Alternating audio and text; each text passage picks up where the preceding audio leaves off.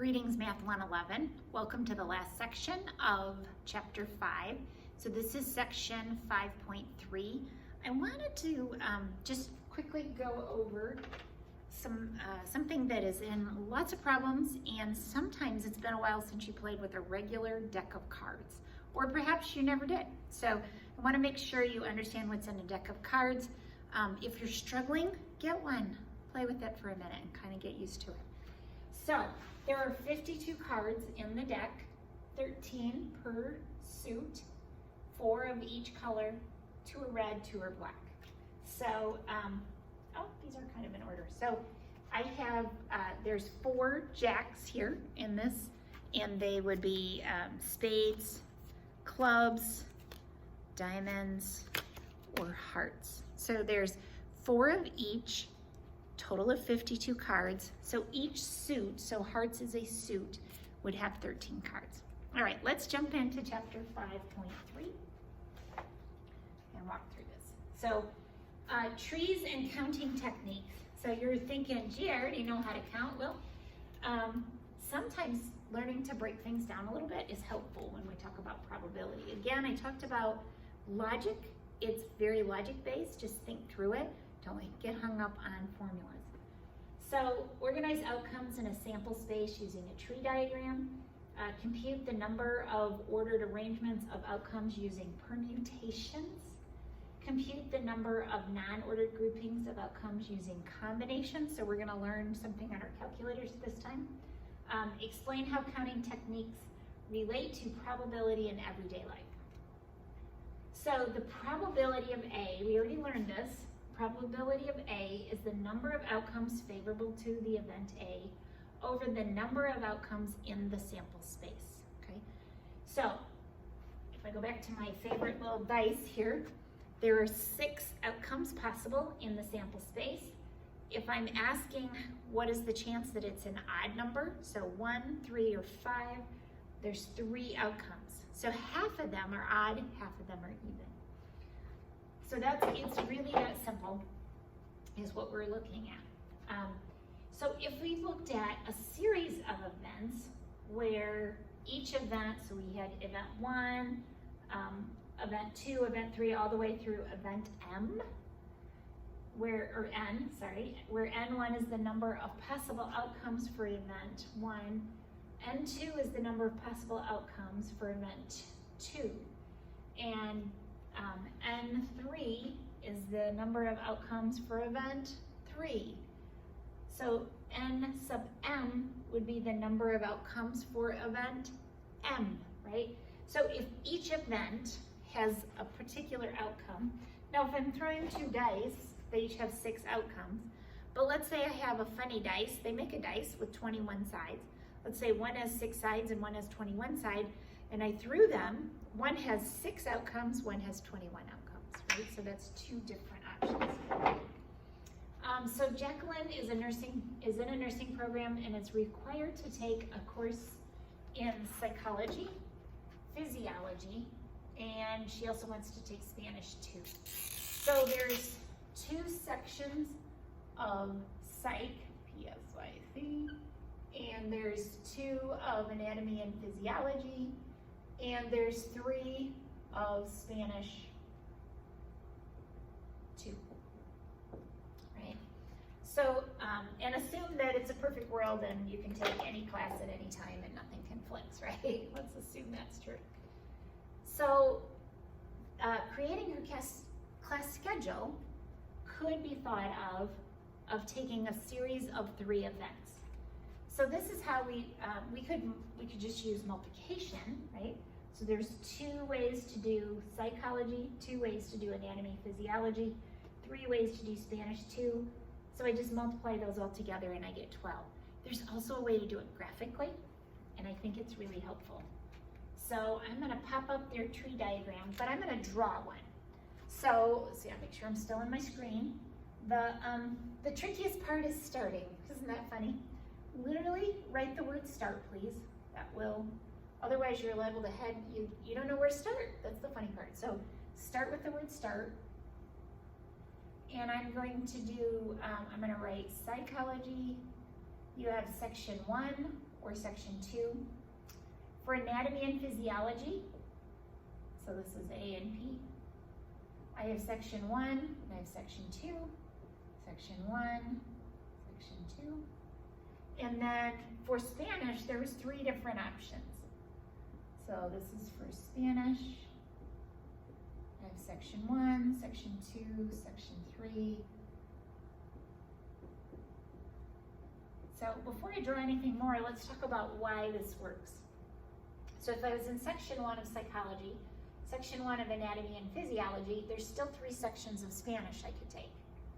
How about if I took the first section of psychology, second section of anatomy and physiology, there are 3 outcomes for Spanish. Remember we said nothing overlaps, I could take whatever. So then let me get our 1, 2, I kind of smushed it. Sometimes I draw this too smushy. All right, so how many total outcomes? I have 1, 2, 3, 4, 5, 6, 7, 8, 9, 10, 11, 12.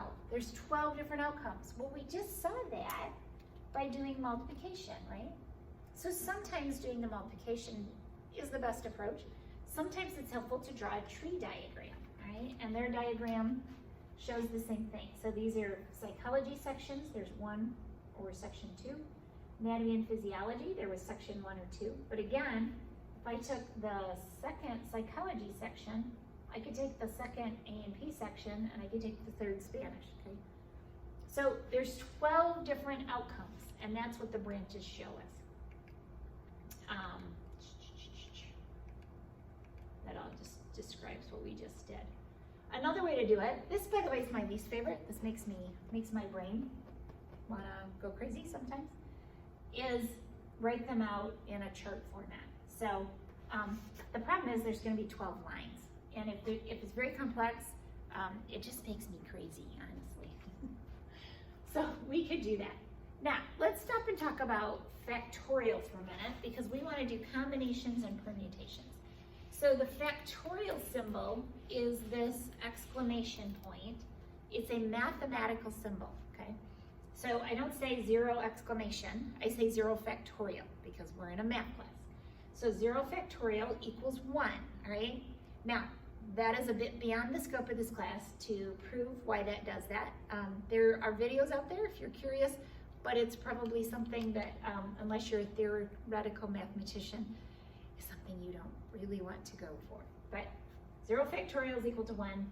1 factorial is also equal to 1. This is a little easier to wrap my brain around, because what is factorial? Factorial is, I count down. So if my first value is n, I do n times n minus 1 times n minus 2 times da da da da all the way down to 1. Let's put it in real terms, or an example. 4 factorial. So I have 4 times 3 times 2 times 1.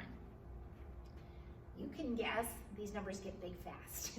If I did 100 factorial, that number's gonna get big fast, all right? Let's go find it on our calculators. We have some options here. So on my TI 30, if I did 5 factorial, let me find the button. I think it's the probability. Yep, that's where it is. So I put the 5 in, and then I hit my PRB button, and you'll see some choices. One of them is the factorial button. And then I hit enter and hit enter again. There's my factorial.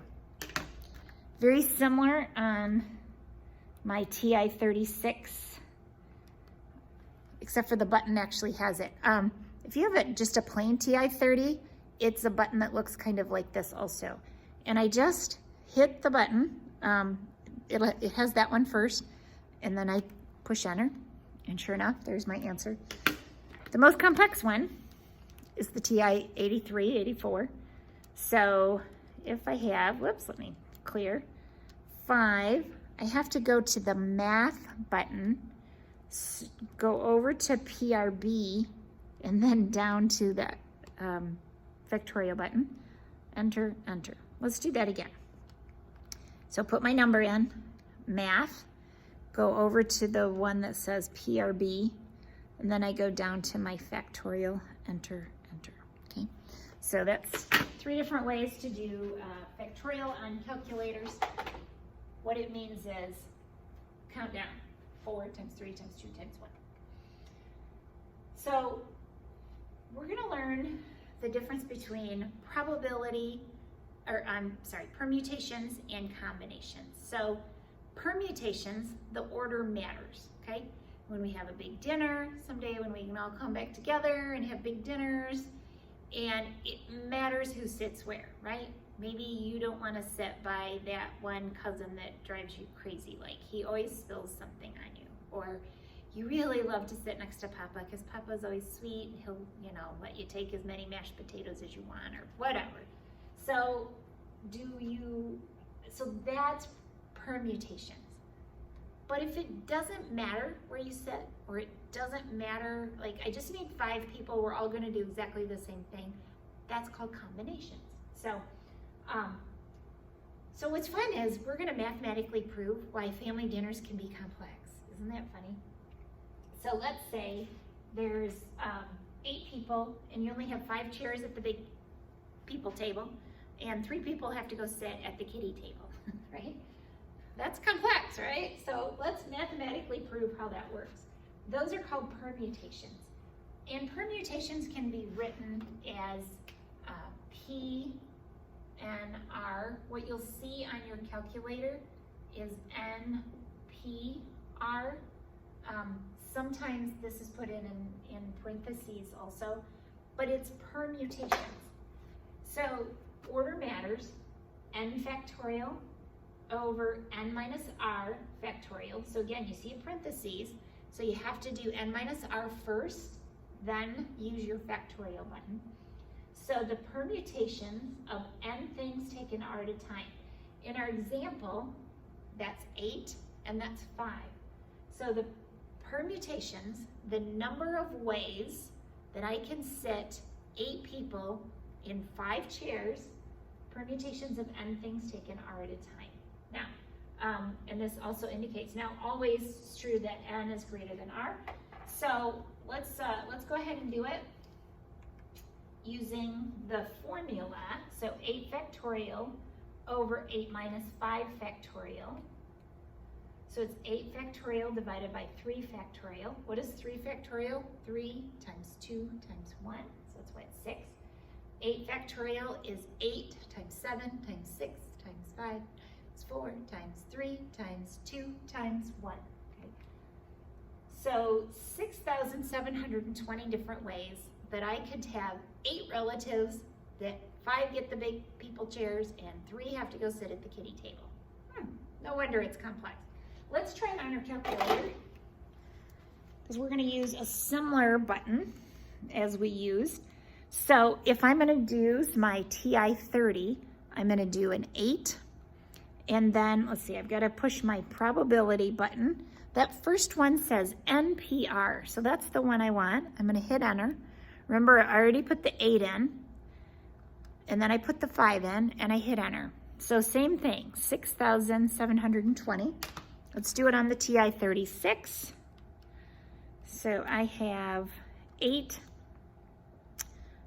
This one has this button here that has exclamation point, NCR, NPR. The first time I push it, I get that. Second time I push it, I get NCR. Third time is NPR. And then I need to put my 5 in, hit enter. There's my 6,720. On my TI-83 or 84, I put in my 8. I have to push math, go over to probability, scroll down to NPR, push enter. Whoops. Sorry, I forgot to put my number. It didn't like it. So 8, math, probability, NPR, push my 5, then push enter. There we go. There's my 6,720. All right. So you can use your calculator. Probably Excel, you can do it, but honestly, I think it's chunkier. So I think this is one where you want to use your calculator. You can use the formula the long way, but calculator is way faster. All right. We could have also thought of it logically. We have 1, 2, 3, 4, 5 chairs, right? There's 5 chairs. If I had everybody stand there and say, okay, I'm gonna pick you. Well, there was 8 choices I could have picked for the first one. Once I set that person down, there's only 7 choices for the next one. After I have 2 people sitting down, I have 6 choices. After I have 3 sitting down, I have 5, and then 4. And if I multiply those together, I also get that 6,720, okay? Now, that's probably just as simple when I only have 8 people and 5 chairs. But if I had 1,000 people and 500 chairs, no, I don't want to do that. That'll make my brain skip sideways, right? So we can use that permutation key. So think of it as the order. Now, I talk about my husband's father is so sweet. My father-in-law, and we call him Papa, and he is so sweet, and all the kids want to sit by Papa. So if that helps you think of it, permutations, sit by Papa, right? Because the order matters. Combinations, I don't really care. My husband will say, I just want a seat. But the truth is, he wants a seat where he's got some arm space, right? He's got some elbow room. So combinations, we don't care about the order. So the formula looks a little bit different. So n factorial over r factorial times n minus r factorial. Again, that n minus r is in parentheses, so I have to do that first and then do my factorial. So n factorial divided by this whole denominator. Now you gotta be careful. Anytime you see a denominator, it's as if there's a big parentheses around that, okay? Because that denominator has to sit together. Again, I have a button on my calculator, right? Works just like the permutation. Let me do one of them. Just a second, we'll get an example here. So we have a political science class. You have to read any 4 books from a list of 10. And the professor doesn't care what order, okay? You just have to do 4 of them out of 10 and write some sort of report. So we're interested in combinations. So it's going to be 10 factorial over 4 factorial times 10 minus 4 factorial, which ends up being 6 factorial. Let's do that on a calculator. We maybe won't do all of them. We'll do some of them. So let's see, 10, and then I need my PRB button. Go down to NCR, push enter, and then 4. Sure enough, it's 210. All right, let's also try the TI-36. So I have 10. This one, it's this button right here. I push it a couple times, and then my 4 and my 210. All right, and so get comfortable, and if you're struggling with your calculator, let me know. Maybe I can help you find a video. If you go to YouTube and type in your calculator's name and then permutations, there's probably a video out there. I have a lot of different calculators. I'm happy to help you with whichever ones that I have that I can do a display for you. So that talks about the summaries, or talks about using the calculator. So here's permutations. Here's my combinations. You can see the formulas are similar. Combinations has this extra piece in the denominator, which makes the numbers smaller. So combinations will always be smaller. All right, have a good afternoon, my friends.